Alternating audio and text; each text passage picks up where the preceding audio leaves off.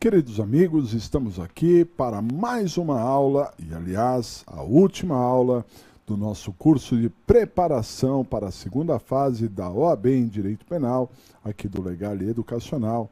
Sou Rodrigo Capobianco. Nós estamos chegando à nossa 24ª aula, não é?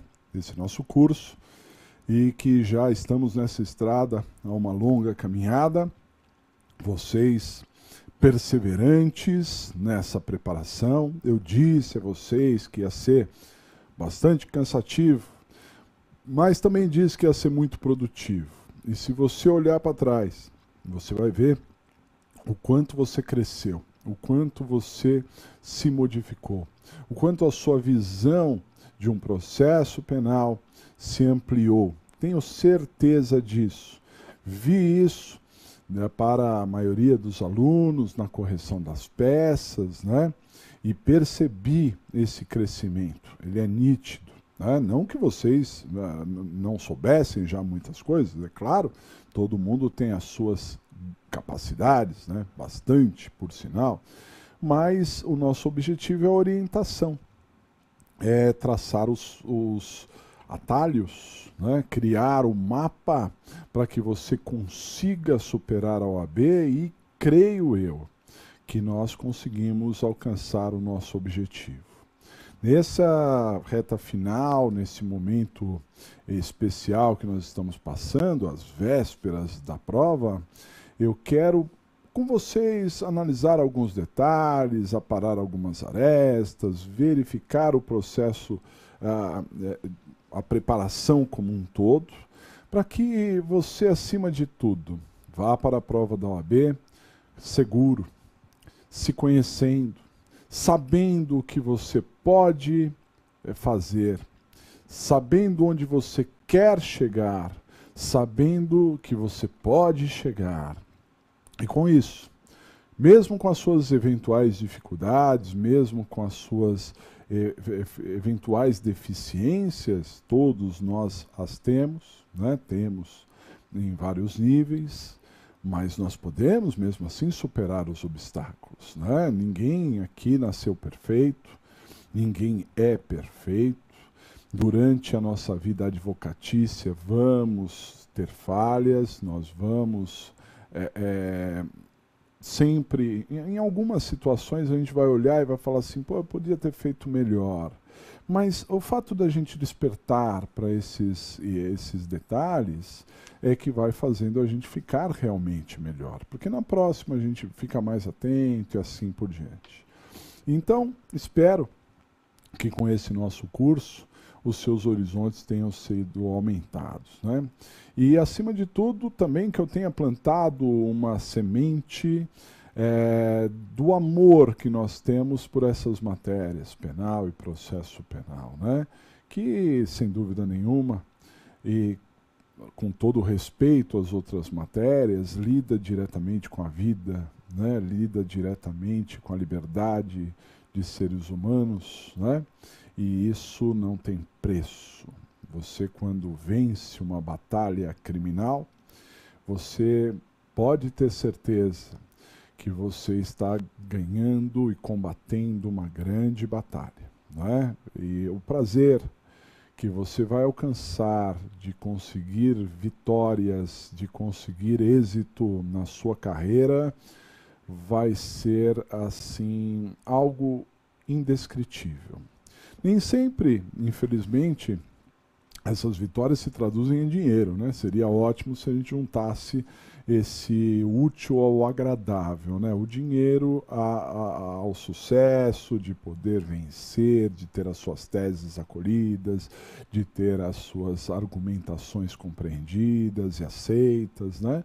Mas uma coisa leva a outra, e, sinceramente, senhores, depois de tanto tempo, eu percebo que o dinheiro é fundamental, claro, a gente precisa sobreviver, mas ele não é a prioridade. Sem dúvida não é. né?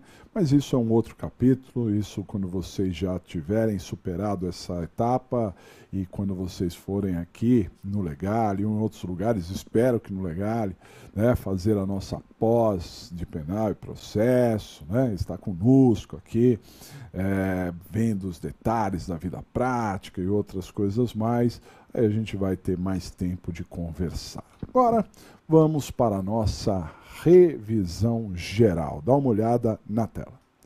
Então, estamos aqui no nosso curso de preparação para a segunda fase da OAB, aula de número 24.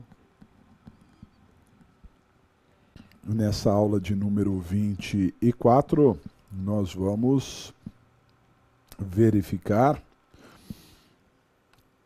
a revisão geral. Vamos falar de revisão geral. Tudo que a gente puder falar, vamos falar na aula de hoje. Não vamos esquecer de nada, hein? Critérios de avaliação. Então vejam, independente dos critérios específicos de cada prova, a OAB sempre analisa os exames tendo por base alguns fatores. Então vejam, nós já falamos que quando você fizer a prova vai ser primeiro liberado um gabarito. Esse gabarito é uma expectativa de assuntos. Cuidado, não simplesmente fique eufórico ou se desespere com o gabarito. O gabarito é assim uma expectativa da peça, o que tem que argumentar, o que tem que responder nas questões, mas não idêntica. Isso que é um ponto. Quando sair o resultado da sua prova, também vai ser liberado o espelho de correção. E o espelho de correção, sim, é fundamental para a gente ver qual foi a divisão dos pontos. Isso nunca é igual de prova para prova, né? A peça principal vale 5 pontos, as questões valem 5 pontos, e a gente tem que ver o que valeu. Uma peça, por exemplo, que tem muitas teses, tem 8 teses, certamente as teses vão ter valores menores, né? E uma peça que tenha 3 teses, essas 3 teses terão um peso maior, né? Além disso, tem outros detalhes, a data da peça, a competência, etc., etc., que vai fazer a composição dos pontos.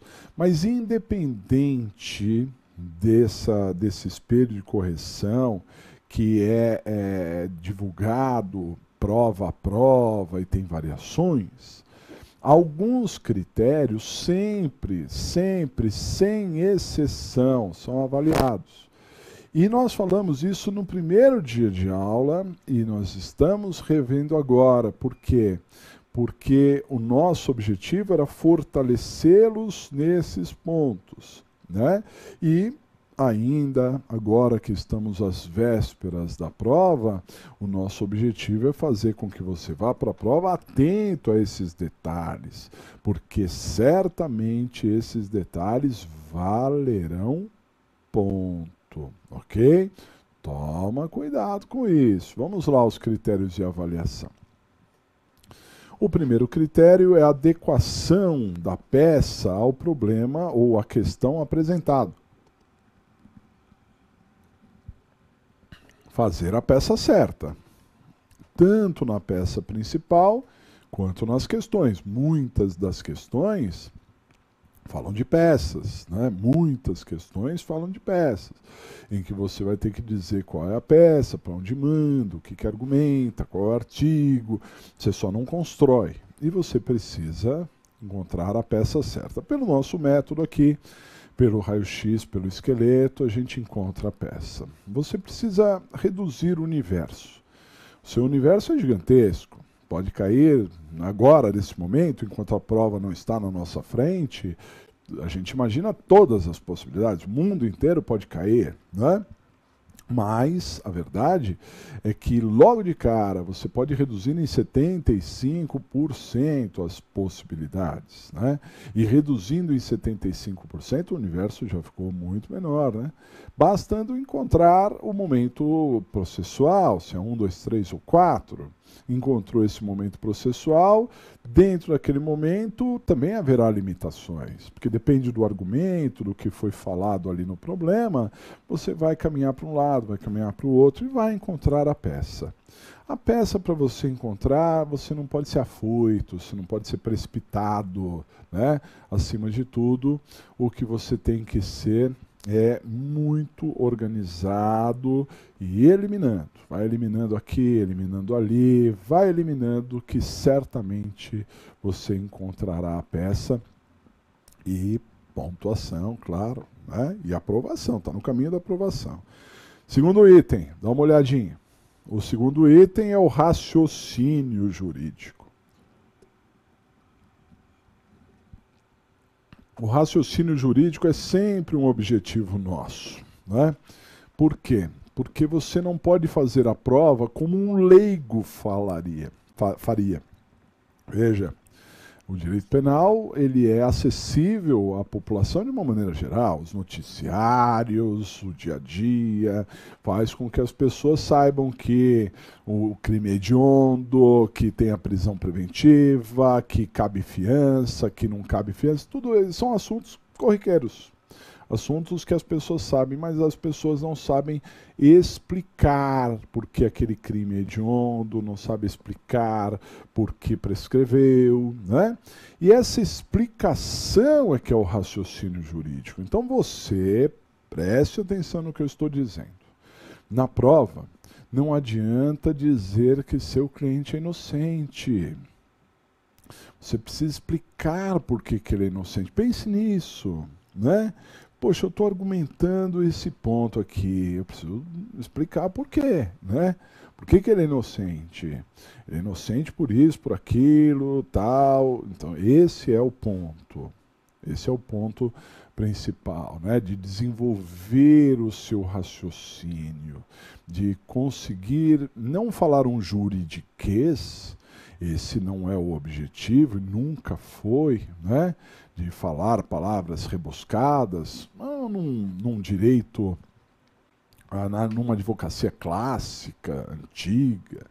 Isso era imponente, diria eu, maravilhoso. Que mundo, né? Um mundo clássico. Mas hoje o mundo não é clássico mais, infelizmente, na minha ótica, né? O mundo se tornou muito prático, as pessoas são muito mais objetivas, elas não têm tempo a perder e acabam perdendo muito tempo, né? Não tem tempo a perder e, paradoxalmente, perdem tempo pra caramba em um monte de bobeira, ao invés de se deter em assuntos importantes, né? Então eu vejo isso, né, no dia a dia, em que às vezes a gente fica vendo vídeo que não tem nada a ver, tá na rede social, que, pô, sempre as mesmas coisas, nada de novo, e um livro que é bom pra gente, né, pegar ali uma essência, pensar sobre o assunto, às vezes a gente não tem tempo. Não sei, precisa rever esse tipo de coisa. Mas a verdade é que hoje em dia na advocacia, realmente, se você começar a falar rebuscado, o juiz não vai entender nada do que você está falando, ele não vai ter paciência com a sua peça e pronto, você já era. Você tem que ser objetivo, direto, as peças são curtas, mas isso não significa que você não tenha que ser uma pessoa técnica. Extremamente técnico. A prova é uma prova técnica. A prova é para advogado, não é para qualquer um, né? Então você tem que explicar os itens, tem que explicar, não se esqueça, explicar as suas teses, ok? Muito bem. Próximo item, dá uma olhada. É a fundamentação e a sua consistência. Fundamentação e a sua consistência. Então tudo, absolutamente tudo que você vai falar, tem que ter fundamentação, tem que ter uma base. Às vezes a base é a doutrina, às vezes a base é a jurisprudência. Mas você não tem acesso na prova à doutrina e à jurisprudência, salvo a jurisprudência consagrada nas súmulas. Então, a sua fundamentação vai ser na lei, na lei, busque sempre artigos de lei para fundamentar aquilo que você está argumentando, aquilo que você está pedindo, então sempre busque artigos de lei. E súmulas. Súmulas também são bases fundamentais, né? E que vão cair na prova, inevitavelmente vão cair, né? Vale ponto, tá, pessoal? Então, por exemplo, se você for falar que tem uma atenuante da confissão, né? Vamos imaginar um caso em que o réu confessou. E tem a atenuante da confissão. Essa atenuante pesa a favor do réu. Você tem que pedir atenuante para o juiz considerar essa atenuante, correto? Muito bem. Se você pedir a atenuante da confissão, você vai receber ponto. Mas se você pedir a atenuante da confissão com base no artigo 65, inciso 3º, a linha e tal, aí você vai ter um ponto a mais. Porque é a fundamentação. Se você mostrar que ocorreu uma legítima defesa, tá ótimo, você vai ter ponto. Mas se você mencionar que a legítima defesa está prevista no artigo 25 do Código Penal, o ponto vai ser maior. Se cair erro de tipo, como cai de vez em quando, e você explicou que é o erro de tipo, se você fundamentar no artigo 20, ok. Se cair a prescrição e você pedir a extinção da punibilidade com base no artigo 107, inciso 4º, ok.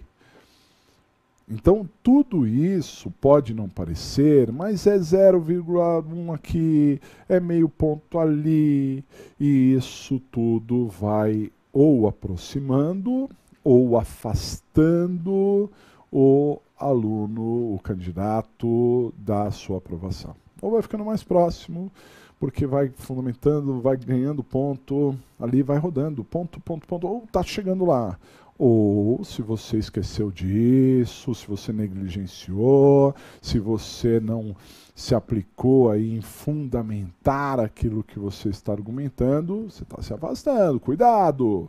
Não tenha preguiça. Procure na lei, onde está, mencione.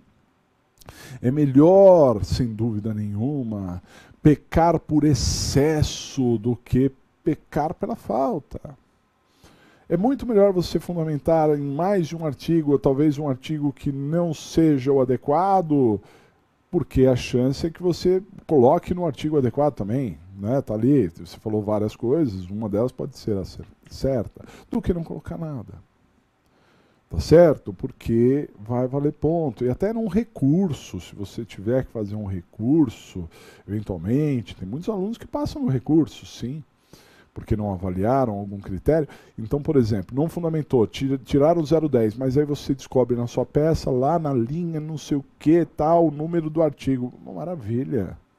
Você vai conseguir a pontuação. Isso é ótimo, tá? Fundamentação. Fundamentação e consistência. Às vezes a gente perde de vista a ideia de que você vai peticionar, de que você vai requerer, que você precisa convencer. Então, uma petição, a atuação do advogado deve ser sempre consistente. Aquilo que você for falar, não pode ser falar por falar. Às vezes eu tenho a nítida impressão que as pessoas argumentam coisas que nem elas acreditam. Fala assim, nem esse cara está acreditando que ele está falando, não é? Dá para perceber isso às vezes, não é? E você acha que o juiz não vai perceber essa insegurança, essa falta de consistência? E aí, trazendo aqui para o exame da OAB, você acha que o examinador não vai perceber, que você nem está... Então, fale com segurança, vá a fundo, preencha com força, algo que tenha peso, a sua palavra precisa ter peso, né? Pense nisso, tudo que você for fazer, de ponta a ponta na prova, tem que ter consistência, ok? Próximo item, dá uma olhadinha. O próximo item é a capacidade de interpretação e de exposição.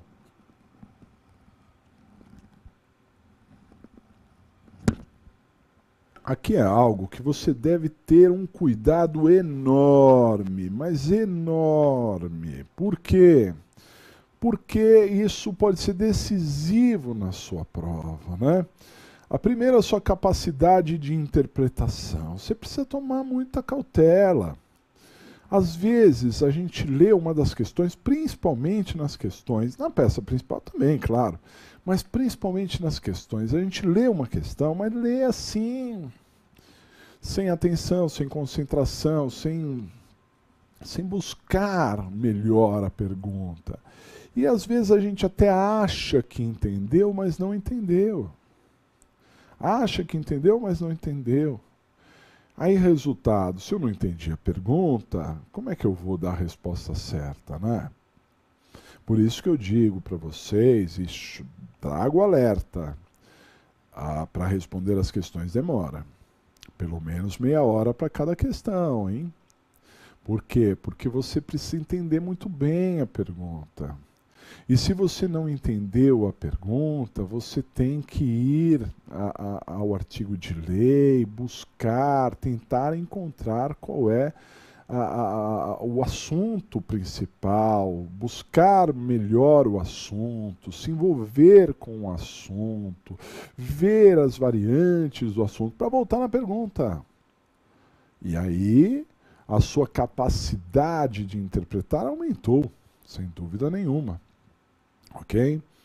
Então tem que interpretar bem. O nosso famosíssimo raio-x é uma forma de interpretação, claro, porque ele tira do problema, tanto na peça principal quanto nas questões, ele tira do problema alguns itens fundamentais, alguns itens bons ali, alguns itens certos, né?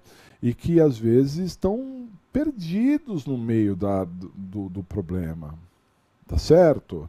Então, se você fizer um bom raio-x, anotar, for organizado, se organizar ao desenvolver a sua peça, colocando no papel, não deixa perdidas as coisas, não, as soltas, argumento. Ah, isso daqui eu nem vou anotar, professor, isso daqui eu entendi. Eu tenho certeza que você entendeu, mas são tantas coisas que aquilo pode se perder ali no meio. Então põe no papel, anote. Faça ali as anotações, porque isso vai te ajudar depois a visualizar as coisas, né? Você precisa ter a capacidade de interpretar e a capacidade de expor. Aqui é uma cautela, um cuidado na hora de escrever. Será que a pessoa que vai ler vai entender o que você está falando? Sempre se questione isso. Tente ser o mais claro possível. Tente enrolar o menos possível. Tá certo? Porque não é ficar enrolando. É seu objetivo direto. Hoje em dia tem tantas teses, não dá nem tempo de você ficar enrolando. Hoje em dia, só para narrar os fatos, você copia o problema, quase não dá espaço. Então não tem o que enrolar. Não é para enrolar, é para expor de uma forma clara, de uma forma objetiva, porque isso, sem dúvida nenhuma, vai pesar decisivamente na sua prova. Ok? Próximo item, dá uma olhadinha. É a correção gramatical. Correção gramatical. Essa correção gramatical é um alerta também para que você evite problemas na prova. Não precisa falar um português escorreito, perfeito, mas tem que tomar cuidado com algumas coisas.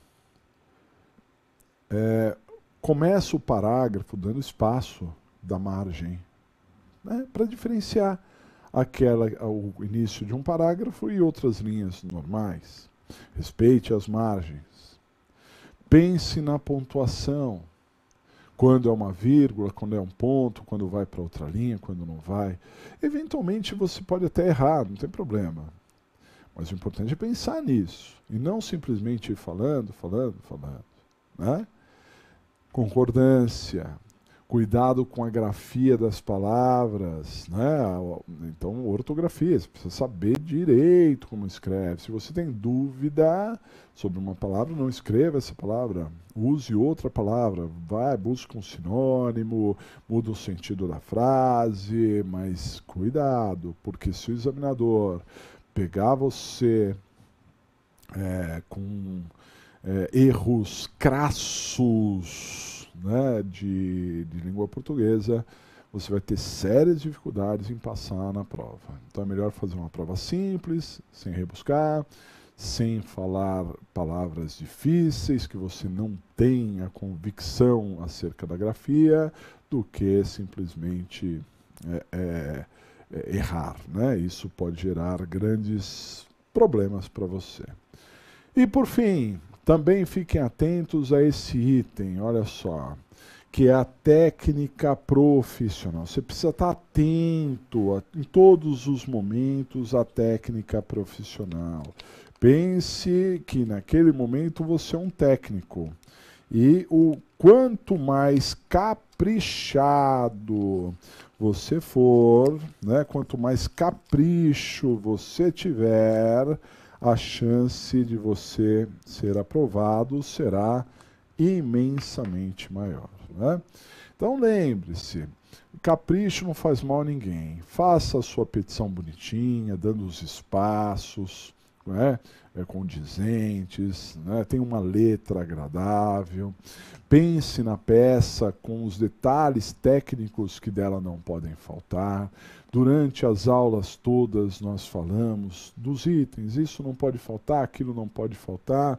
Se eventualmente você ainda tiver dúvida acerca de algum item, vá na oficina de processo penal que está disponível para você, veja pontualmente lá sobre uma peça ou outra, um item ou outro ali, né? Mas, enfim, faça uma bela prova. Para você fazer uma bela peça, você não precisa de muita coisa, né? Você precisa de organização, né, de limpeza. Sua peça tem que ser limpa, o mais limpo possível, porque isso vai impressionar o examinador. O examinador, quando ele pegar para corrigir, ele vai ter muito mais boa vontade com as peças que estão tecnicamente em ordem, numa formatação boa, com os itens que não podem faltar, isso tudo. Veja, no espelho de correção nem vai aparecer lá que vale tantos pontos, mas isso vai fazer com que, naquele momento de dúvida, o examinador, entre dar um ponto ou outro, ele olha e fala assim, esse daqui, olha, ele não alcançou a nota, mas ele fez tudo direitinho. Deixa eu dar um ponto aqui para ele. Isso acontece, viu? Pode ter certeza que acontece mesmo, ok? Bom, esses são os critérios principais aí que você tem que ter em mente. Vamos seguir. Vamos ver a importância do raio-x. Dá uma olhada. Então vejam só, importância, raio-x, né? Importância para análise do problema ou das questões. O raio-x é importante tanto para análise do problema quanto das questões. Ok? Muito bem. Então olha só. Tópicos do raio-x, os mais importantes tópicos do raio-x. Então vamos lá, quem é o seu cliente? Vocês estão acostumadíssimos com isso, né? Então a gente tem que se basear. Quem é o nosso cliente? Isso é fundamental, poxa, porque às vezes o problema fala de várias pessoas, né? E a gente precisa identificar quem é o nosso cliente, daquelas pessoas, organizando, vendo se ele é réu ou se ele é vítima. Poxa vida, né? A gente precisa tomar cuidado com isso. Na maioria dos casos a gente defende o réu, mas de vez em quando defende a vítima também. Tem que ficar atento, né? Se ele está preso ou se ele está solto, opa, vamos tomar cuidado, porque se ele estiver preso, provavelmente os esforços são para tentar soltá-lo. De alguma forma, para tentar soltá-lo, né? Ele está sendo acusado de que infração? Geralmente isso é explícito no problema. Só não será explícito se você tiver pela vítima, porque aí você precisa saber, a solução do problema mesmo é que você consiga proteger a vítima e descobrir qual crime ela foi vítima, né? Uma vez que você definiu o crime, não se esqueçam da pena em abstrato. Por que a pena em abstrato é tão importante, senhores? A pena em abstrato, que é aquela pena que a lei diz que vai de tanto a tanto, né? A pena em abstrato ela é fundamental para que a gente possa verificar a presença de alguns benefícios. Por exemplo, né? Um crime que tem pena de até 4 anos, o delegado pode arbitrar a fiança, tá certo? Um crime que tem pena mínima de 1 ano pode ter suspensão condicional do processo. Um crime que tem pena de até 2 anos é G-crime, é infração de menor potencial ofensivo, segue o rito sumaríssimo, e assim por diante. Tem vários detalhes para a pena em abstrato. Por isso vale a pena você anotar a pena em abstrato também. Ela está à sua disposição, anota lá a pena em abstrato, ok? Mais um item aqui, ó. Dentro do raio-x, a gente verifica se tem pena em concreto. Pena em abstrato sempre terá. Pena em concreto, às vezes tem, às vezes não. Depende, né? Depois, qual é o rito processual? O rito processual é fundamental. Se você ainda tem dúvidas sobre rito, veja a aula de rito lá no comecinho do nosso curso. Na programação tem aí para você vai ver a aula de rito. E a definição do rito é fundamental para você acertar a peça, para você acertar o pedido, porque você sabendo a sequência, né, fica muito mais fácil. Até competência depende do rito, às vezes, né, porque se for procedimento do júri, você vai mandar para o júri, G-crime, você vai mandar para o G-crime. Isso é importante para você definir qual é o procedimento. Não se esqueçam, reveja a matéria de procedimento se o caso, ok? Mais um item do raio-x. Também vamos ver se o problema tem datas, se a gente vai anotar essas datas, né? E para que se refere. Eu desenvolvi aqui. Nas aulas a gente colocou tudo como um item só, mas agora só para a gente lembrar também das idades, né? Então falou de idade, vamos ver se as idades são pertinentes, está tudo certo. Pode ser o réu menor de 21 anos à data dos fatos, maior de 70 na sentença, isso pode pesar a seu favor, né? Tem benefícios como atenuante, como diminuição da prescrição, que é importante. E a ação penal também. A ação penal, a gente vai olhar no artigo do crime, nos artigos seguintes.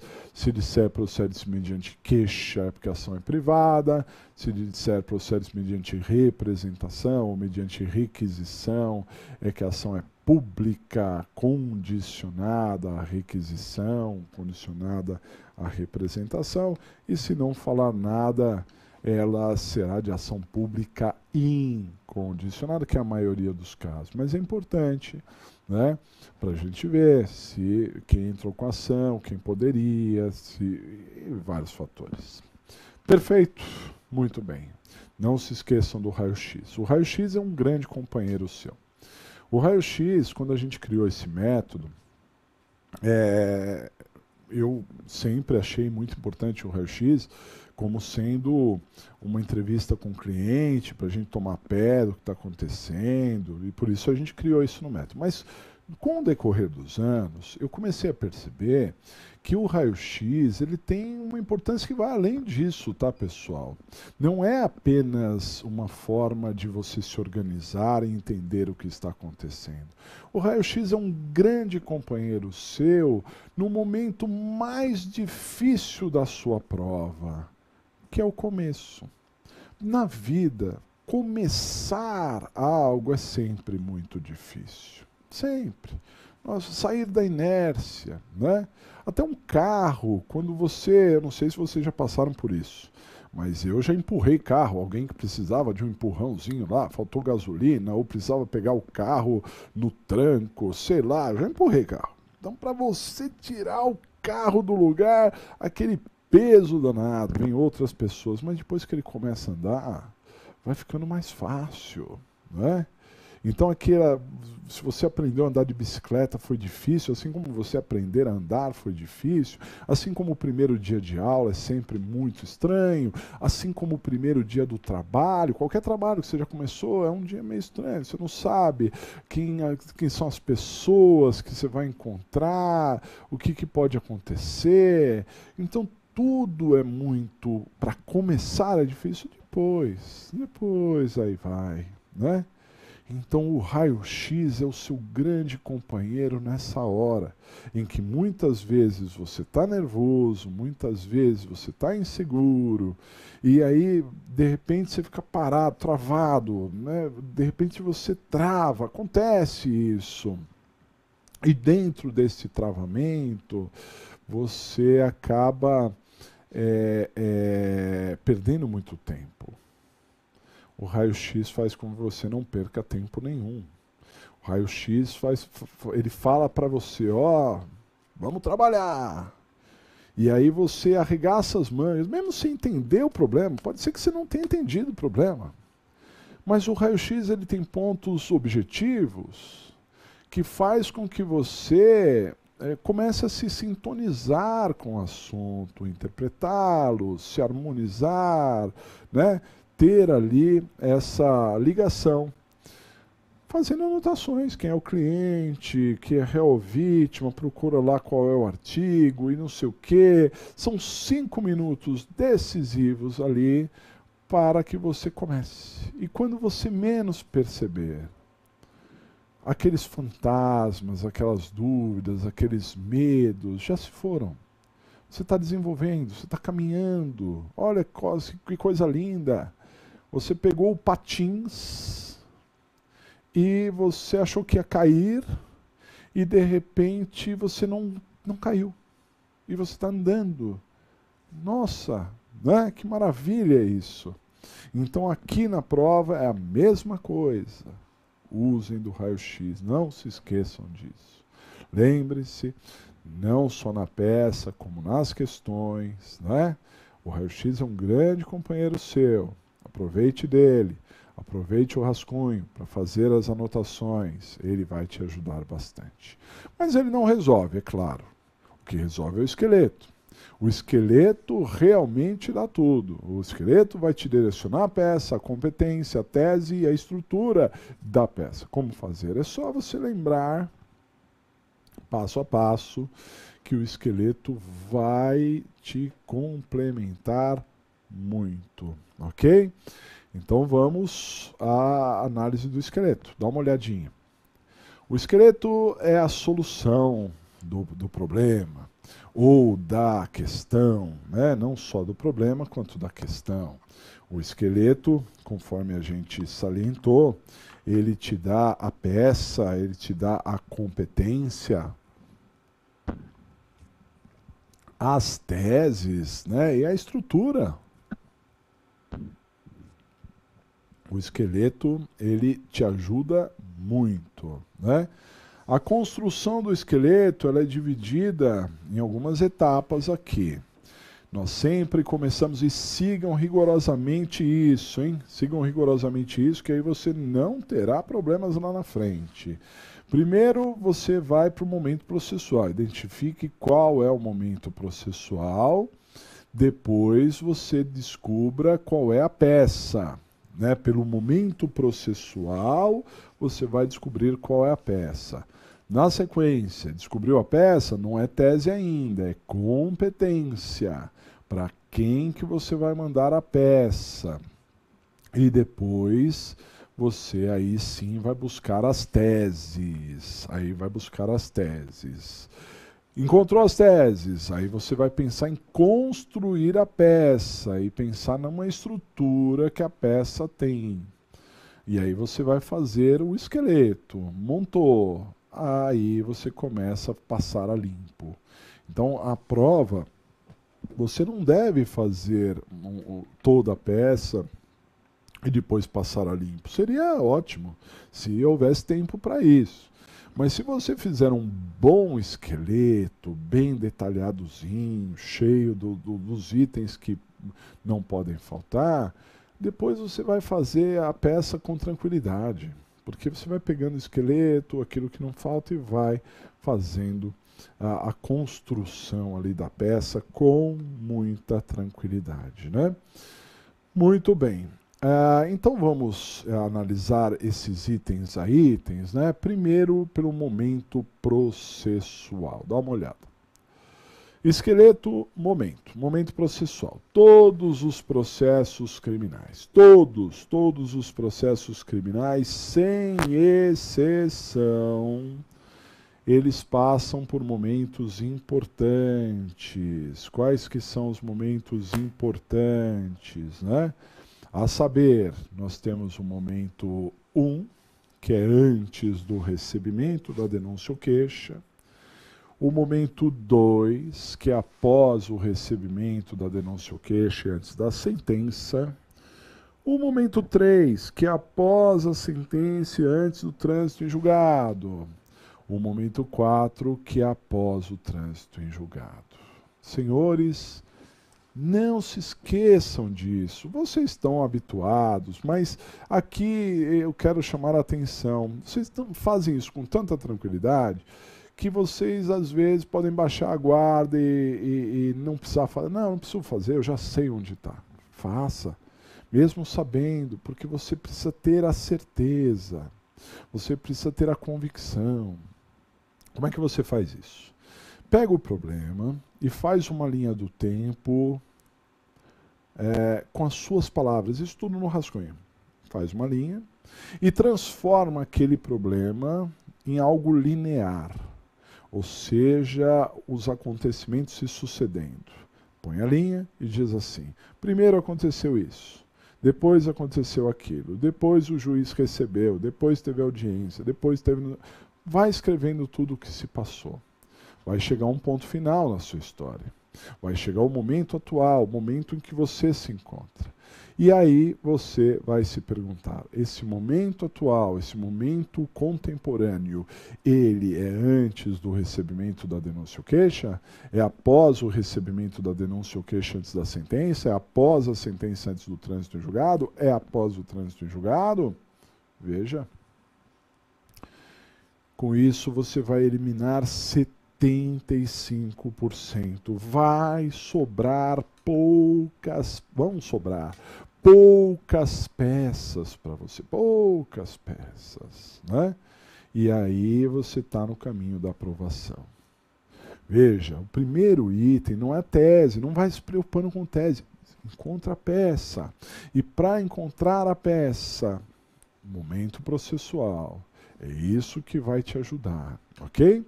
Bom, vamos relembrar quais são as peças de cada um dos momentos processuais.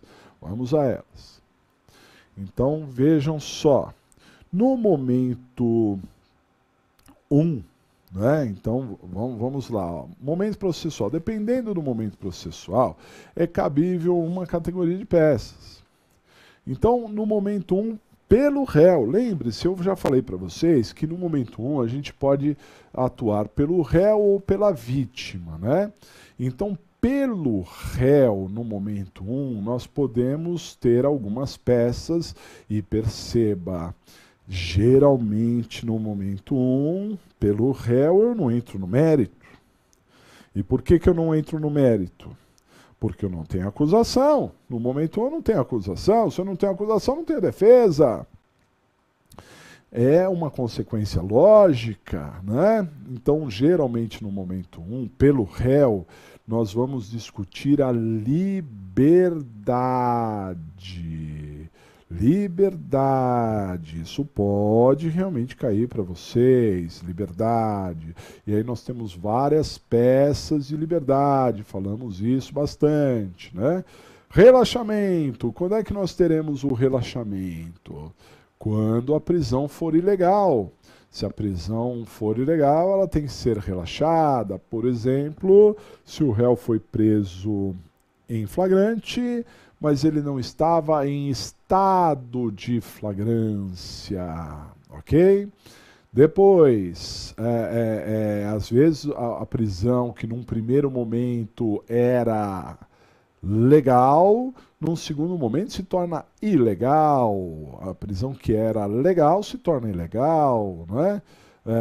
Pelo excesso de prazo, por exemplo, e aí seria um caso de relaxamento. Lembre-se, os senhores, que no relaxamento não se analisa nem o crime, nem o criminoso, e sim a prisão. Depois, nós temos a liberdade provisória. Liberdade provisória aí mudou tudo, porque na liberdade provisória nós temos um benefício. E a liberdade provisória só é concedida para quem merece. Assim sendo, se você tiver no momento 1, o seu cliente está preso, mas o problema discorre que ele é primário, de bons antecedentes, ele tem residência fixa, ele tem emprego lícito, aí você olha o crime, você vê que é afiançável. Liberdade, claro, provisória. Então a liberdade provisória, ela analisa o crime, sim, ela analisa o criminoso e verifica que tanto aquele crime quanto aquele criminoso merecem que o réu acompanhe o processo em liberdade. É um benefício, né? Quando não estiverem presentes os requisitos da prisão preventiva, será concedida a liberdade provisória, né? É muito possível cair relaxamento junto com liberdade provisória, hein? Pode ser numa peça única? Sim. E, professor, mas como é que eu faço isso? Simples, né? Fulano de tal, já qualificado nos autos, o seu advogado vem requerer o relaxamento nos termos do artigo tal ou a liberdade provisória nos termos do artigo tal. Pelos fatos e fundamentos a seguir dispostos. Aí você vai narrar os fatos e depois vai dizer o relaxamento é necessário porque a prisão é legal, por isso, por aquilo. Caso não seja esse o entendimento de Vossa Excelência, que conceda a liberdade provisória, que tal, né? Se relaxar não vai ter liberdade, já relaxou. E ao final você vai pedir que seja determinado o relaxamento ou concedido a liberdade provisória com a expedição de alvará de soltura. É possível cair as duas de uma vez. Ok? Fiquem atentos. Tem que ser as duas do começo ao fim. Só isso, uma dica, né? Outras peças de liberdade é um pouco mais difícil, mas pode cair, dá uma olhada. Então nós temos também a revogação da prisão preventiva ou revogação aqui da prisão preventiva ou a revogação da prisão temporária, em que, neste caso, a prisão foi decretada pelo juiz, mas você tem elementos novos que podem modificar a opinião do juiz, né? De início se entendia que o juiz entendia que era necessária a prisão preventiva ou que era necessária a prisão temporária, mas você tem elementos novos que podem mudar a opinião do juiz, né? E aí dá ali a necessidade da revogação da prisão preventiva ou da prisão temporária. Se você pediu o relaxamento, a liberdade ou a revogação e foi negado, HC. Negou a liberdade, o relaxamento, HC. Não tem caído como peça principal, mas nas questões é possível HC sim, hein? Agora perceba, é possível também o HC direto quando, por exemplo, o juiz decreta a prisão sem fundamento. Aí você não vai pedir para revogar. Se o juiz decretou a prisão sem fundamento, você vai determinar ali que aquela já é uma autoridade coatora, você entra com HC, né? Também, eventualmente, caberia HC para trancar o inquérito ou trancar a ação penal, se estivesse no momento 2, né? Muito raro isso, mas nas questões seria possível. Não tem nenhuma peça prevista para aquele momento e você tem argumentos de mérito. Então você pode pedir o HC para trancar o inquérito, trancar a ação penal, né? Dependendo da situação. HC negado no tribunal, não se esqueçam, ROC para o STJ, né? HC negado no tribunal, ROC no STJ. que mais em favor do réu no momento 1? Vamos dar uma olhadinha. Então, nós temos ainda a possibilidade do MS, mandado de segurança, o que é raríssimo, nós vimos aí, raríssimo, é difícil de cair, e muito difícil também a defesa preliminar, que está no procedimento de funcionário público, no artigo 514 do CPP, e também no procedimento da Lei de Drogas, no artigo 55 da Lei de Drogas, né? Então, esses dois procedimentos têm a defesa preliminar, e essa defesa ela é feita após o oferecimento da denúncia e antes do recebimento da denúncia. E por isso, quando você faz uma defesa preliminar, você deve pedir para que o juiz não receba a denúncia. Não esqueçam disso, né? Essas seriam as peças em favor do réu no momento 1. Assim, na minha opinião, peças de liberdade, as que tinham mais chance de cair aqui, é relaxamento e liberdade provisória. Já caiu o relaxamento, liberdade provisória ainda não, no unificado, né? Mas é possível cair, ok? Essas peças são sempre possíveis cair. Muito bem. Depois, nós temos ainda pelo momento 1, a vítima. Pode ser, momento 1, olha, de vez em quando cai, hein? Se você estiver lá no momento 1 e estiver pela vítima, o que fazer? Bom, pela vítima é uma moleza, né? Pela vítima é uma moleza, porque acusar é sempre mais fácil do que defender, né? Então, pela vítima, você pode acusar o réu, ou você pode lidar com patrimônio. A vítima também tem questões relacionadas a patrimônio. Vamos ver as peças possíveis pela vítima no momento 1. Dá uma olhada. Então, ó, peças cabíveis no momento 1 pela vítima, né? As 3 peças primeiras aqui, elas dizem respeito à acusação, não é? Isso tudo depende da ação penal. Se a ação penal for pública incondicionada e não tiver inquérito, não tem nada, você tem que pedir a instauração do inquérito. Perfeito? Uma petição lá para o delegado, requerendo a instauração e tudo bem. Se a ação for pública condicionada, aí você entra com a representação para o delegado também. E que é igual ao pedido de instauração, apenas muda o nome, representação. Mas o que tem chance mesmo de cair é a queixa-crime. Já caiu, se repete, toma cuidado. Isso se a ação for privada. Se você está no momento 1, está pela vítima, a ação é privada, manda ver a queixa, hein? Ou se a ação for pública e o Ministério Público tiver perdido o prazo para entrar com a denúncia. Se a ação for pública e o MP perdeu o prazo para entrar com a denúncia, então significa que é caso de entrar com uma queixa-crime subsidiária. É caso de transformar aquela ação que era pública numa ação privada. Ok? Fiquem atentos, isso cai, hein? Cuidado, toma cuidado. Principalmente a questão da queixa e também relacionada a crimes contra a honra, né? A queixa está muito ligada a crimes contra a honra, internet, essas coisas são sempre muito importantes, né? Bom, pode ser que você esteja pela vítima, mas a discussão não é acusar ninguém.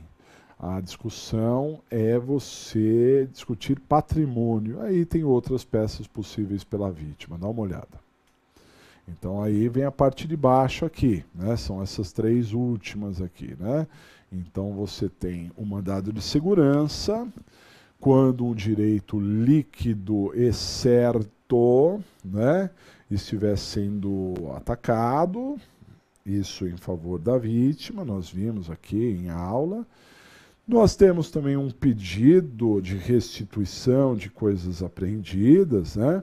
Imagine que o problema fale sobre algo que foi apreendido da vítima e a vítima quer aquilo de volta, então pode pedir a restituição para o juiz e até mesmo o sequestro de bens do investigado, né? O investigado pode estar adquirindo bens com proveito do crime, né? Se o investigado adquiriu bens com indícios de que ele utilizou do proveito do crime, nós precisamos bloquear esses bens. Esse bloqueio é o sequestro, de acordo com o artigo 125 e seguintes do CPP.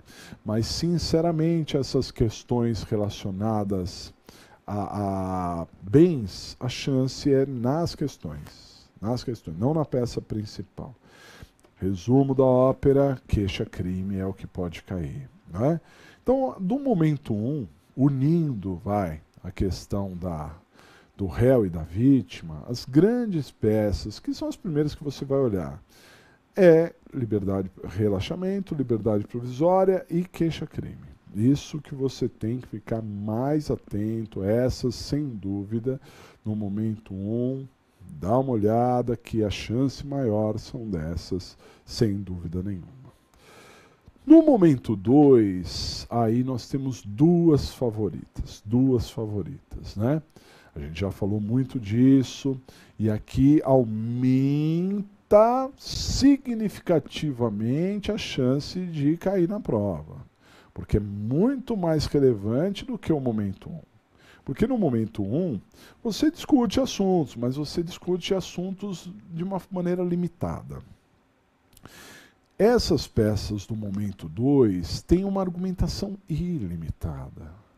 Tanto na resposta quanto nos memoriais, você pode argumentar de tudo, você pode falar sobre tudo, você pode falar sobre o mérito, e o mérito inclui a materialidade, a autoria, a pena. Você não vai falar da pena na resposta, mas nos memoriais você pode falar sim, né? Salvo do júri. No júri você não fala da pena, nos memoriais também, mas você fala do mérito. Você pode falar de extinção da punibilidade, tanto na resposta quanto nos memoriais, pode ter lá prescrição, pode ter nulidade, pode falar sobre uma infinidade de assuntos. Então, quando na peça você pode falar sobre muitas coisas, a chance dessa peça cair acaba sendo maior. Eu, desde o começo das aulas, disse para vocês, se você encontrar que é momento 2, após o recebimento da denúncia antes da sentença, veja se é resposta ou se é memoriais. Olha bem, se é resposta ou se é memoriais, né? Porque a chance de ser um ou outro é enorme.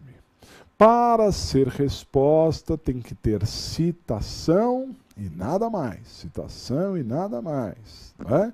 Então tem que estar no momento 2, citou e não falou mais nada. Citou e não falou mais nada, a resposta. Muito bem. Para ser memoriais, nós estamos já no final do procedimento, né? Já teve a instrução, já teve a audiência de instrução, nós estamos à beira da sentença, estamos a um passo da sentença, né? Mas tudo que tinha para ser feito no processo já fez, só falta essa manifestação da defesa. Pronto, memoriais, né?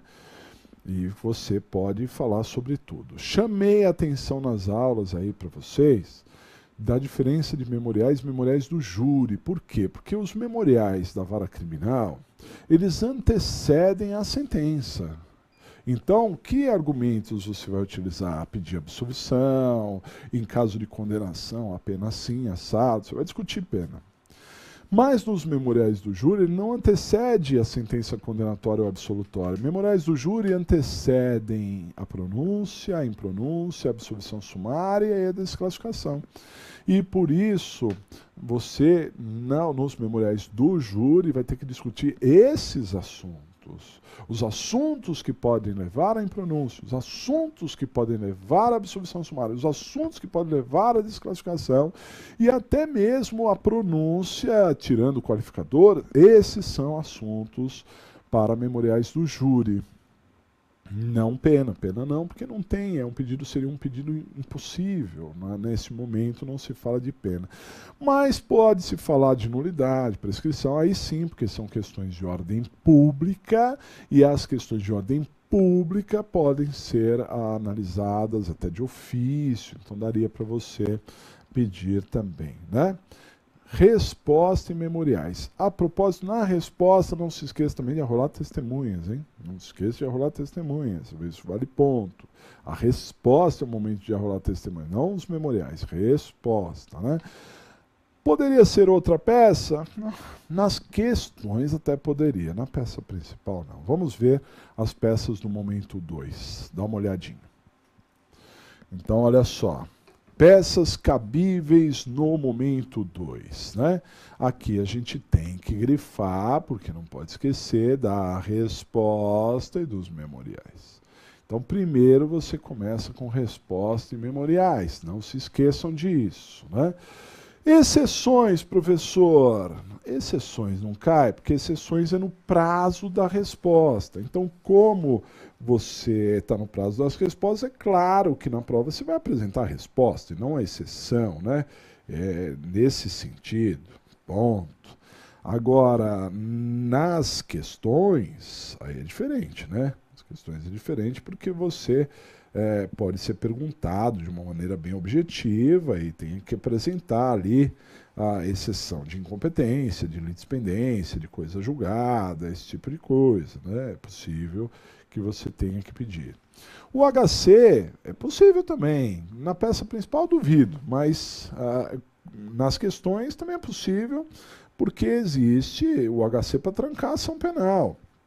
O HC para trancar a ação penal se dá para você falar do mérito, sem que seja o momento da resposta, sem que seja o momento de memoriais. Porque se for o momento da resposta ou o momento de memoriais, você não vai entrar com HC, você vai entrar com a resposta ou com os memoriais.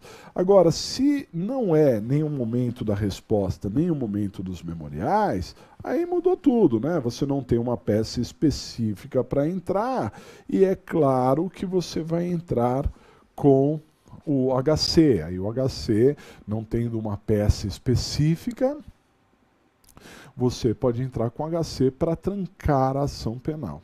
Sem dúvida nenhuma, né? Em suma, até aqui, memoriais, resposta e até um HC para trancar a ação, mas isso nas questões, né? De resto, as discussões seriam sobre bens, e aí o problema teria que falar sobre bens, ou sobre a liberdade. Alguns assuntos que eram do momento 1 sobre liberdade podem chegar ao momento 2 sobre liberdade, mas, sinceramente, na prova eu não vejo isso. Muito difícil, né? Mas se cair vai estar bem direcionado, você vai ver isso, vai estar chamando a sua atenção. Vamos ver, dá uma olhada. Então aqui ó, a gente encontra sobre bens, né? Sobre bens, a possibilidade do MS, a possibilidade da restituição de coisa apreendida, igual lá no momento 1, e a possibilidade de medidas assecuratórias, né? Não só o sequestro, porque no momento 1 só cabe o sequestro, mas,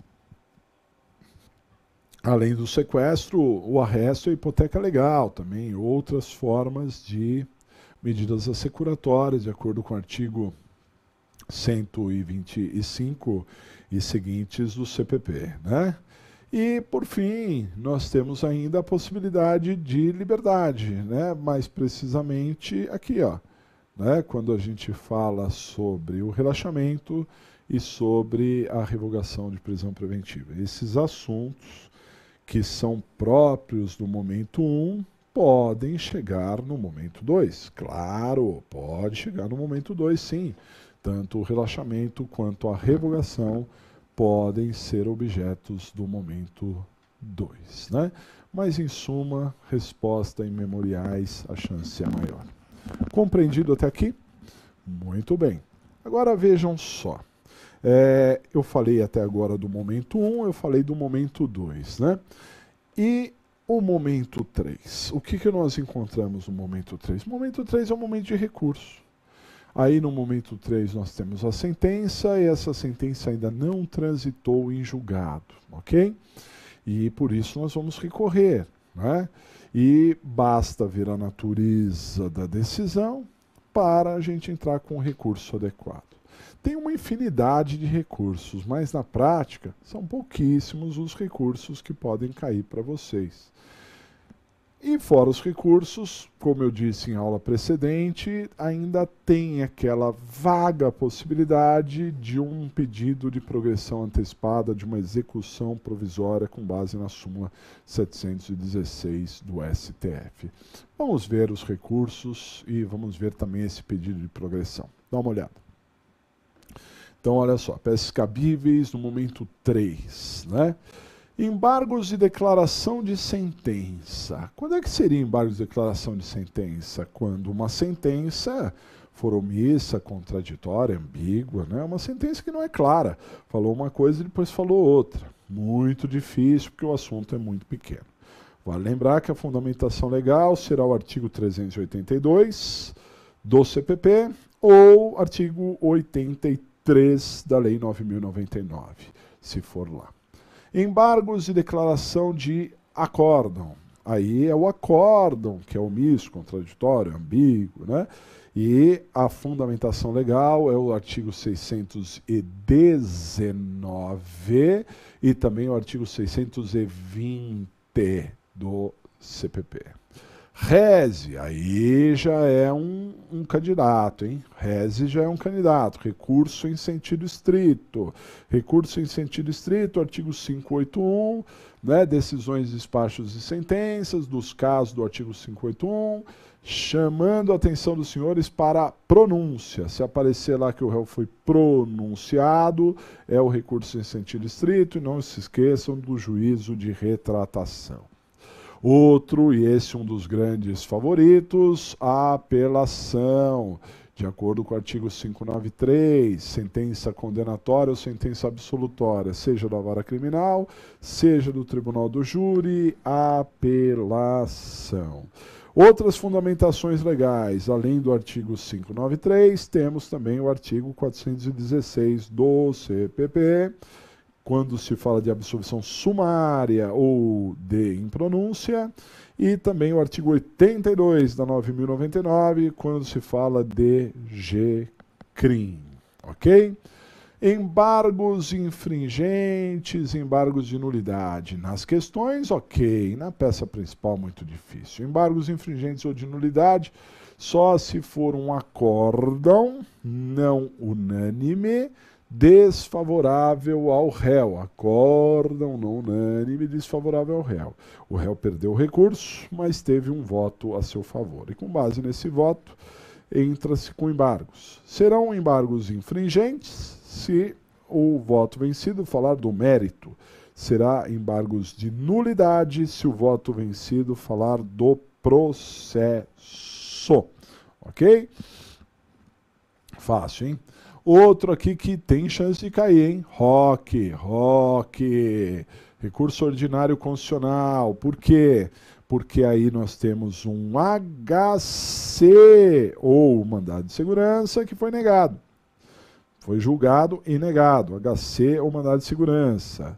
Se o HC ou mandado de segurança foi negado num tribunal superior, ou decisão sobre crimes políticos, ROC para o STF. Se o HC ou mandado de segurança foi negado no Tribunal de Justiça ou no TRF, ROC para o STJ, que é o que mais tem chance de cair. Recurso especial e extraordinário são conhecidos os senhores. Recurso especial para o STJ, quando houver um acórdão que viole lei federal ou que seja contrário à jurisprudência. E quando você tem um recurso extraordinário, o acórdão violou a Constituição Federal, não é? Dessa forma, recurso extraordinário para o STF. Para os dois precisa de pré-questionamento, para o recurso extraordinário precisa de repercussão geral. Há ainda a possibilidade de um agravo para destravar o recurso especial extraordinário, isso é com base no processo civil e não cairia para os senhores, mas só para saber que existe. A carta testemunhável seria no caso de negar seguimento ao recurso em sentido estrito ou ao agravo em execução. Se negar seguimento ao recurso em sentido estrito ou ao agravo em execução, carta testemunhável. E por fim, o pedido de progressão, sobrou aqui, pedido de progressão antecipada com base no artigo 716, a súmula, desculpem, 716 do STF. O que seria esse pedido de progressão antecipada? Às vezes o réu apela, ele foi condenado, o MP não apelou, portanto a pena não aumenta, mas o réu apela. E na pendência da apelação, o réu que está preso já cumpriu o prazo para a progressão. Então, independente do recurso que ainda não foi julgado, ele poderia pedir uma progressão antecipada. Em termos de questões, esse me parece um assunto importante. Em termos de peças, aí eu acho que peça principal, acho muito, mas muito difícil. Muito, mas muito difícil. Momento 4. Bom, então do momento 3. Apelação, rese, ROC. Me parece que são os três principais, principalmente, claro, apelação. A apelação é a grande favorita, né? Momento 4. Momento 4 eu já disse aos senhores se é um caso de execução ou não execução. Vamos ver quais são as peças do momento 4? Dá uma olhada. Então, peças cabíveis no momento 4. Depende se a discussão é sobre a execução ou a discussão é sobre a fase de conhecimento. Se a discussão for na execução, se o problema falou do trânsito em julgado, mas o problema também falou do trânsito em julgado, mas também falou da execução, que ele está cumprindo pena, que a pena foi assim, que a pena foi assado. Então nós temos ali um pedido na execução ou um agravo em execução. Lembre-se, para os senhores, que agravo em execução é só se tivermos uma decisão do juiz das execuções. Quando há uma decisão do juiz das execuções, nós temos que agravar, agravo em execução, ok? Mas se não há nenhum tipo de decisão do juiz da vara das execuções, eu não posso agravar. Não posso agravar se não há uma decisão. Aí eu tenho que fazer um pedido de acordo com o artigo 66 da LEP. Geralmente os pedidos mais corriqueiros é o pedido de livramento condicional e o pedido de progressão, né? Mas com chances menores do que agravo. Agravo é uma peça que cai na prova, tem que tomar muito cuidado. Agravo em execução, que segue o mesmo padrão do rese, portanto tem juízo de retratação. Agravo em execução, a gente tem que ficar muito atento, né? Se o problema falou do trânsito em julgado, mas não contou nada da execução, então a discussão é sobre a fase de conhecimento, em que caberia HC, porque HC cabe sempre, e caberia também a reabilitação, porque o sujeito já está condenado, já cumpriu pena e já pode se reabilitar, ou seja, tirar da folha de antecedentes aquele antecedente. Mas o que tem chance de cair, claro, é a revisão criminal, com base no artigo 621 e seguintes do CPP. A revisão criminal é uma ação própria, uma ação individual em favor do réu. Não existe revisão em favor da sociedade, a revisão é sempre pró-réu, não é? E então ela precisa de uma sentença condenatória transitada em julgado, e na revisão tem chances boas de cair para vocês, porque a revisão também é uma peça que você pode argumentar de tudo. Você pode falar do mérito, nulidade, dentro do mérito você pode falar da materialidade, da autoria, da pena, e outros tantos assuntos, né? Então a revisão é uma chance de passar a limpo algo que foi julgado de maneira inconsistente lá no passado e que você provoca para que seja analisado novamente, né? A revisão, como eu disse, ela tem fundamento no artigo 621, a competência está no 624 e o pedido está no 626. É bem tranquilo, bem linear, para que a gente consiga entender ali qual seria a competência, o pedido e tudo mais, né? Em suma, do momento 4, agravo em execução e revisão criminal, né? Com isso, a gente já chega às principais peças. Do momento 1, eu falei de relaxamento, liberdade provisória e queixa. Do momento 2, eu falei de resposta de memoriais. Do momento 3, eu falei de apelação, rese e ROC. E do momento 4, eu falei de agravo em execução e revisão criminal. São 10 peças. 10 peças. Parece muita coisa, mas não é. Isso depende do momento processual. Essas são as peças que têm a maior índice de chance de cair. Ok? Mas mesmo assim, mesmo dentre essas, algumas têm mais chance que outras. Na minha opinião, as duas sempre favoritas são memoriais e apelação. Ainda que tenha caído no exame anterior, pode cair de novo. E pode cair de novo. Pode se repetir porque já se repetiram na história da OAB. Não é? Mas outras peças também são importantes, principalmente aquelas que dão para argumentar mais. Fiquem atentos, você vai conseguir acertar. Uma vez que você descobriu qual é a peça, a gente precisa definir a competência. E aí a gente deu uma dica bem simples. Indica qual a instância e quem dentro da instância. Vamos ver. Então, olha só. Descoberta a peça adequada, você precisa definir a competência. E para isso, use do seguinte método. Você precisa saber a competência, use do seguinte método. Verifique para qual instância você se manifestará. Se é para a primeira instância, para o juiz, se é para a segunda instância, o tribunal, ou se é para a terceira instância ou instância especial, que são os tribunais superiores. Então veja, é simples, a maioria das peças vão para o juiz, claro, né? Por exemplo, dessas 10 peças que eu acabei de listar, liberdade provisória, relaxamento, queixa-crime, resposta, memoriais, interposição da apelação, interposição do rese, todas elas vão para a primeira instância. Na segunda instância, aí pode ser, claro, as peças que vão direto para os tribunais, como é o caso das razões de apelação, das razões do rese, o ROC, interposição do ROC é nos tribunais, as razões do agravo em execução, né? E o ingresso também da revisão criminal. Aí são nos tribunais, pode ser tanto na segunda instância quanto na terceira instância, né? Definida a instância, encontre o órgão adequado dentro daquela instância. Na primeira instância, por exemplo, tem vara do júri, deixa a vara criminal por último.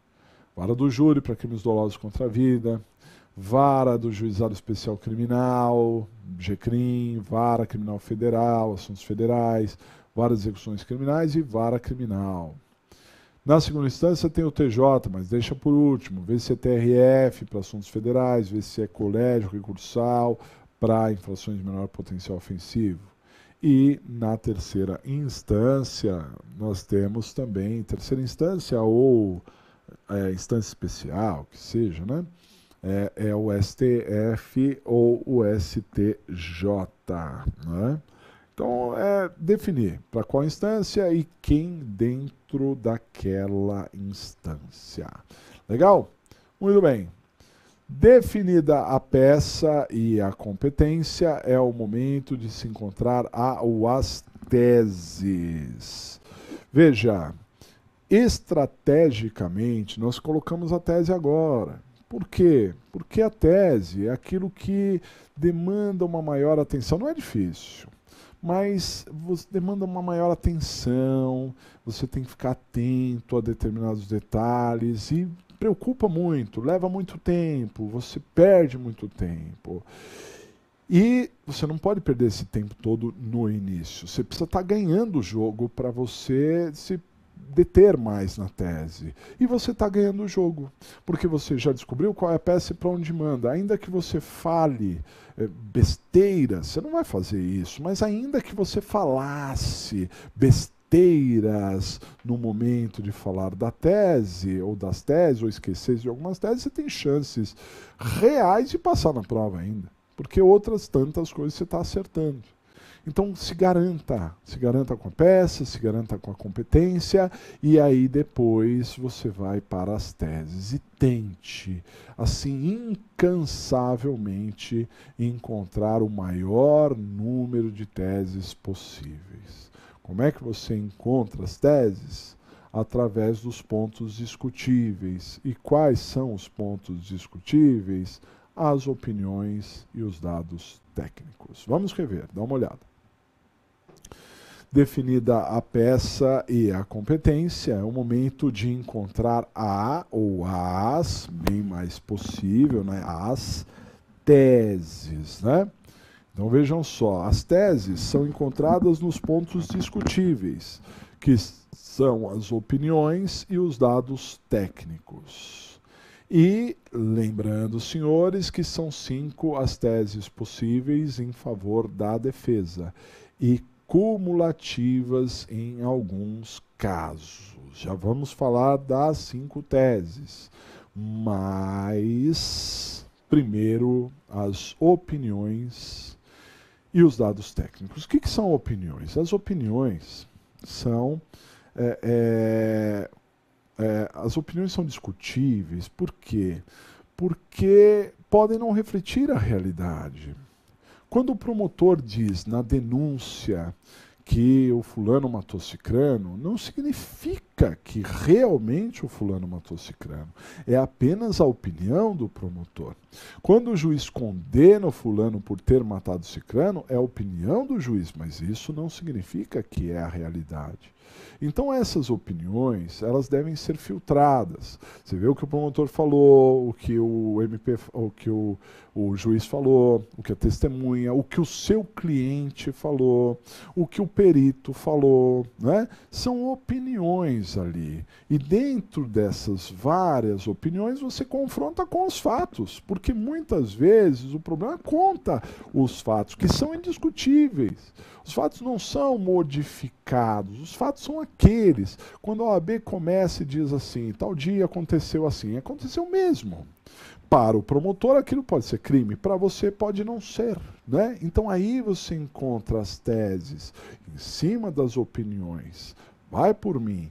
Além disso, os dados técnicos. Que dados técnicos? Às vezes a OAB se detém num elemento técnico, fala muito da competência, fala muito da sentença, fala muito da denúncia, fala muito da audiência, fala muito do interrogatório, fala muito da citação, fala muito do flagrante. Quando a OAB se detém, fala muito da interceptação telefônica, fala muito da busca e apreensão. Quando a OAB fala muito sobre um aspecto técnico, fique antenado, fique ligado, porque pode ser que nós tenhamos uma falha técnica. Falou muito de um elemento técnico e esse elemento técnico não foi, pode não ter sido, né, muito bem desenvolvido. Aí poderemos encontrar teses também, ok? Se policia, tenha perseverança, não tenha preguiça, mapeie tudo isso, porque a chance de você encontrar as teses é grande, ok? Quais são as 5 teses? As 5 teses são essas, olha só.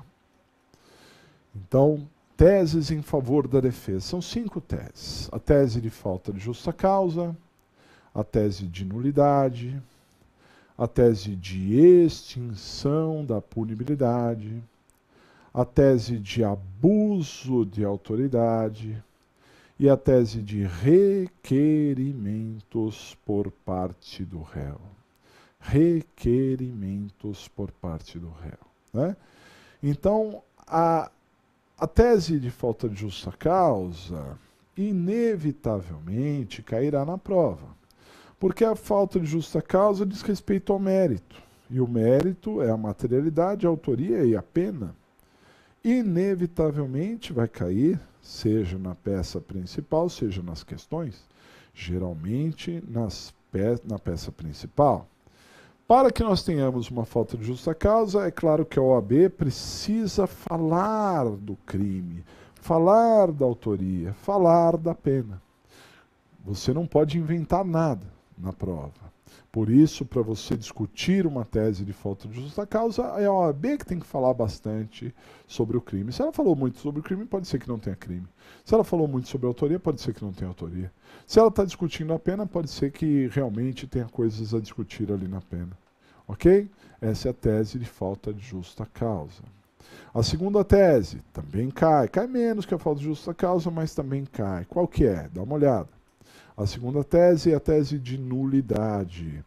No que diz respeito à nulidade, nós temos vícios processuais. Vícios processuais que tiraram o processo do trilho. O processo segue uma sequência lógica, um desenvolvimento lógico, e às vezes alguma coisa foi mal feita, gerando prejuízo. Então, nulidade. Não entramos no mérito. Entramos no processo mal desenvolvido, nulidade, ok? A próxima tese, ela é muitíssimo importante. Qual que é? Dá uma olhada. É a extinção da punibilidade, com ênfase na prescrição. Eu disse aos senhores que a extinção da punibilidade, ela não extingue o crime, a culpa, o processo. A extinção da punibilidade, ela acaba com a capacidade do Estado de punir. O Estado, que é o único detentor do ius puniendi, pode perder essa capacidade por vários motivos, lá do artigo 107, mas, além disso, né, quer dizer, não é só o artigo 107, tem outros artigos, outras leis, e até jurisprudência falando de extinção da punibilidade. A causa mais importante de extinção da punibilidade, não tenho a menor dúvida, é a prescrição. Prescrição é fundamental. Reveja as aulas de prescrição para se fortalecer, porque a chance de cair é enorme. A próxima tese. A próxima tese é abuso. Abuso de autoridade. E aqui, o próprio nome diz, se nós temos um abuso de autoridade, significa que nós temos uma autoridade, seja ela um delegado, um juiz, um desembargador, um ministro, que está desrespeitando um direito do réu, desrespeitando um direito do réu. Então o réu, ele merece a liberdade, o juiz não concede. O réu, ele merece a progressão, o juiz nega. O réu não merece ser preso, o juiz manda prender. Né? Então isso é abuso de autoridade, um desrespeito ao direito do réu. E a última tese de defesa, a quinta e última tese, é essa daqui, ó. Requerimento por parte do réu. Às vezes não há abuso. Nada foi negado. Não foi negado. Mas também nada foi pedido. Então nós, enquanto advogados, precisamos identificar nos 4 momentos processuais benefícios que a lei conceda para os nossos clientes, né? Então nós precisamos ver que no momento 1 tem benefícios, no momento 2 também, e assim por diante. E requerê-los. Então, de vez em quando cai requerimento. Acho o que mais tem requerimentos é o momento 4, que é a execução, muitas vezes. Né? A execução tem vários benefícios que podem ser pleiteados. Né? Não significa que as outras fases processuais não tenham benefícios também, mas eu chamo a atenção à execução, que a execução ela tem ali muitos benefícios, principalmente capitaneado pelo artigo 66 da LEP, que diz o que o juiz da execução pode decidir, e é evidente que se o juiz da execução pode decidir, você pode requerer. O juiz da execução pode decidir, você evidentemente pode requerer. Né? É um belo guia para você ver o que pode fazer em favor do seu cliente. Compreendido? Legal, pessoal. Tudo certo? Maravilha. Muito bem, seguindo, né, dentro do nosso esqueleto, né, nós temos a estrutura das peças. Né, e aqui a gente também viu bastante que as peças, todas elas, e a propósito, são peças muito parecidas às vezes. Aproveite essas horas que antecedem a prova para ver quais peças são muito parecidas com outras. Né? Mas todas as peças têm 5 etapas, 5 partes. E o segredo está em você fazer parte por parte. Dá uma olhada. Então, esqueleto, estrutura. Toda peça processual pode ser dividida da seguinte forma. Nós temos o endereçamento, o preâmbulo, a narração dos fatos, do direito, que é argumentação e fundamentação, e o pedido. Sobre o endereçamento, o que a gente tem que falar? Todas as peças começam com excelentíssimo senhor doutor. Não se esqueçam disso, né? Excelentíssimo senhor doutor. Depois o cargo que a pessoa ocupa. Delegado de polícia, juiz de direito, desembargador, relator ou desembargador presidente, ministro, relator, ministro, presidente.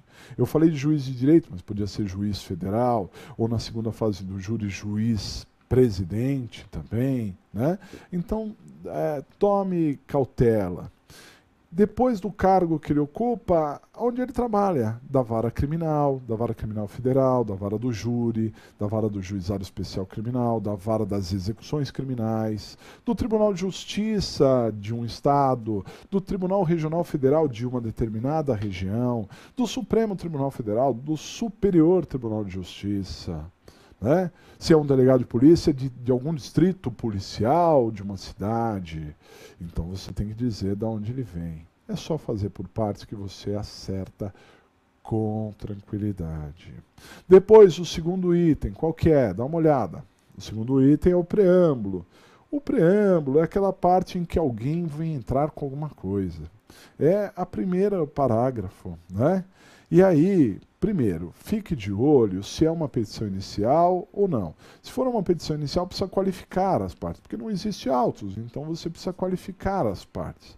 Se você não tiver os qualificativos, não fique inventando não. Coloque nacionalidade 3 pontinhos, Estado Civil 3 pontinhos, RG 3 pontinhos, CPF 3 pontinhos, com endereço na rua 3 pontinhos, tá bom.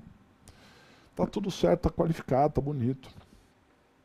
Agora, há casos que já existe auto, você já colocou autos 3 pontinhos, aí você diz, fulano qualificado nos autos. Né? Para o seu advogado, não esqueça que na queixa-crime tem que ter procuração com poderes especiais, né? No resto não precisa, mas procuração com poderes especiais. Vem oferecer, se é uma inicial, oferecer, propor, apresentar.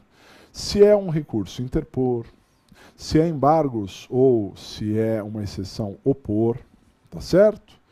É determinado fator, requerer a liberdade provisória, requerer o relaxamento, requerer a progressão de regime, né? Apresentar memoriais, apresentar resposta à acusação, nos termos de um artigo. Você precisa de um artigo, você precisa definir o artigo da sua peça.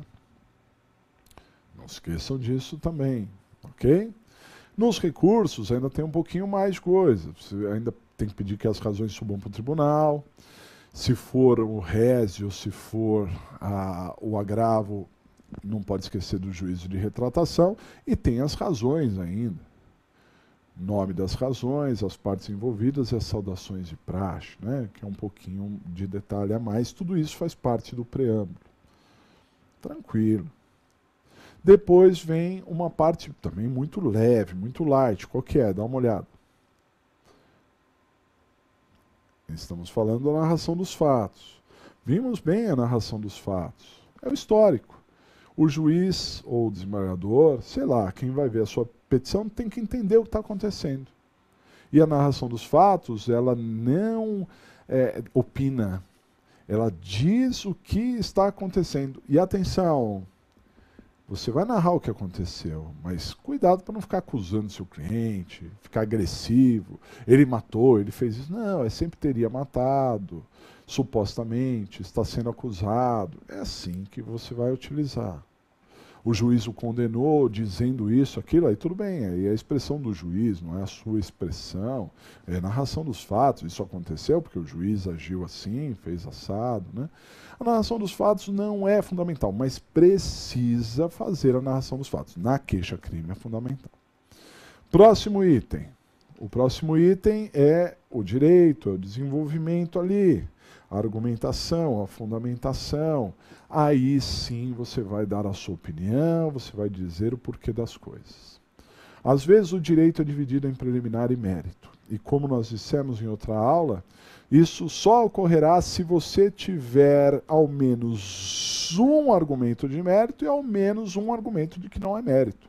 Se todos os argumentos forem de mérito, você não vai fazer essa divisão. Se todos os argumentos não forem de mérito, você não vai fazer essa divisão. Você tem que ter um mérito e pelo menos um não mérito. Aí você fala, preliminarmente, o processo está aivado de nulidade, no mérito, o réu merece ser absolvido. Preliminarmente, tem a prescrição, por isso, por aquilo. No mérito, o réu merece ser absolvido, ou a pena reduzida, ou alguma coisa assim. E o pedido é o próximo item, dá uma olhada. O próximo item é o pedido. O pedido tem que saber pedir, né? No pedido você não argumenta. No pedido você vai direto ao assunto. Relacionado com o seu argumento. Tudo que você argumentar, você vai pedir. Sempre fundamentadamente. Se você diz que não tem crime, ele merece ser absolvido. Ou se você diz que não tem prova, ele pode ser impronunciado no júri. Né? Se ele merece a liberdade provisória, você pede a liberdade provisória. E assim por diante, né, pessoal? Analisem bem a aula que a gente falou de pedido, porque tem vários itens ali, preciosos, que não podem faltar, né? Bom, vamos a algumas observações finais, dá uma olhada. Então, sobre as questões, eu quero chamar a atenção para vocês da importância, primeiramente, do raio-x e também a importância do esqueleto, do raio-x e do esqueleto, hein? É muito relevante mesmo, tá, pessoal? Porque isso vai fazer com que você entenda melhor a pergunta. Faça raio-x e esqueleto nas questões. Reserve tempo. Você precisa de pelo menos meia hora para resolver cada questão. Se organize, tem que se organizar, tem que ver tudo sobre o assunto antes de responder. Tudo sobre o assunto antes de responder. E fiquem de olho nas súmulas. As súmulas, elas caem muito nas questões. Procure súmulas. Veja as remissões que a lei traz, né? Procure súmulas, que as súmulas caem. Dicas finais. Primeiro, palavras que podem fazer você achar a peça. Como é que é isso, professor? Bom, se falou lá de citação e nada mais, resposta. Se já teve instrução, memoriais. Se tem uma sentença, recurso. Se já transitou em julgado, são palavras que podem te indicar. Se o réu está preso, pode ser alguma questão relacionada à liberdade. Se você advoga pela vítima, fique atento, né? Pode indicar a peça. São algumas palavrinhas que você deve colar e ficar atento. Próximo item. Palavras que podem fazer você usar a tese. Aí são as opiniões, aí são os dados técnicos, né? Isso você tem que ficar de olho. Se o seu cliente falar alguma coisa, você tem que falar igual, né? Não pode ir contra o que o seu cliente fala, né? Então fique de olho, porque tem sempre alguma coisinha lá que pode indicar as opiniões, os dados técnicos, chamou muita atenção, né? Esse próximo item eu acho bem interessante, dá uma olhada. É palavras limitadoras. Acontece muito. Veja, o juiz disse apenas, tão somente. Isso limita. Se ele está falando apenas, tão somente, é porque foi pouco. Foi pouco. Já se liga, foi pouco. Né? Próximo item. Datas e idades, porque datas e idades são referências.